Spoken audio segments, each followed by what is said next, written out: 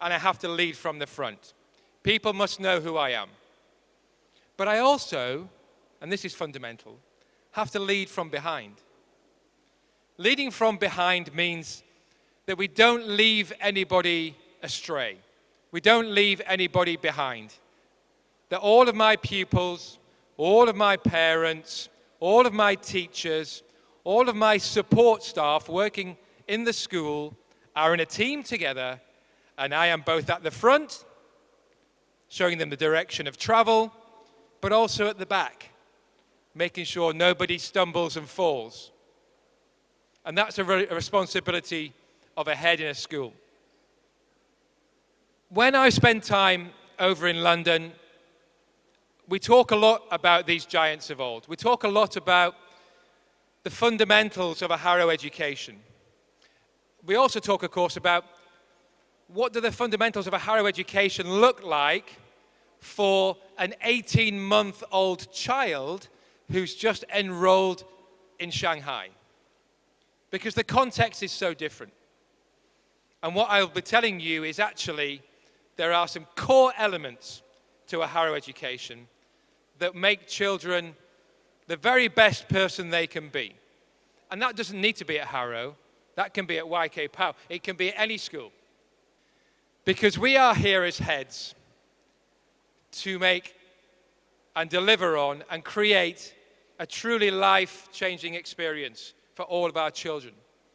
And recognizing that every child is different, that every parent is different, but that the wants of every parent are the same.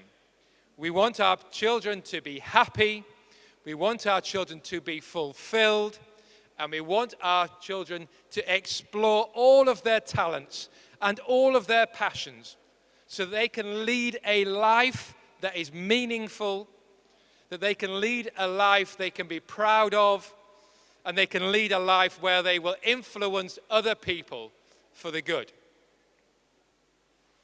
We also have to acknowledge, when we look at the great stories of the giants of old at Harrow over the centuries, that the demands on our children today are very different than when Winston Churchill was at school, when Lord Byron was at Harrow, when Lord Shaftesbury, when Benedict Cumberbatch, when James Blunt, all of these old Harrovians, when they were at school, things were different than they are today. Research shows us and tells us that 20 years from now, more than a quarter of the jobs that are done by humans will be done by robots. So we're trying to prepare our children for a future that we cannot simply predict. We don't know what it's going to look like. We don't know what it's going to look like in 5 years, never mind 20 years. So how do you develop a curriculum? How do you develop the most important subjects? How do you prioritize what happens in those children in the day of their school? And the answer is, that has never changed. And you will see headmasters, principals, heads of school who are preoccupied with finding the best technology for their children, who are preoccupied with changing the facilities and improving the infrastructure of the school to stay ahead of their competitors.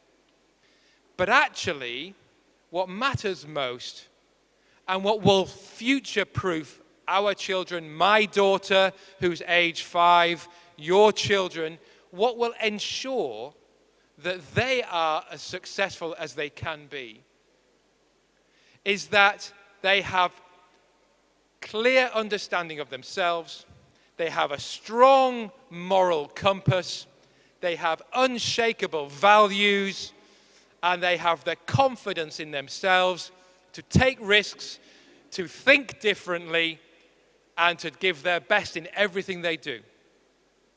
And our children at Harrow stand apart. That's not because they're arrogant, it's because they're confident.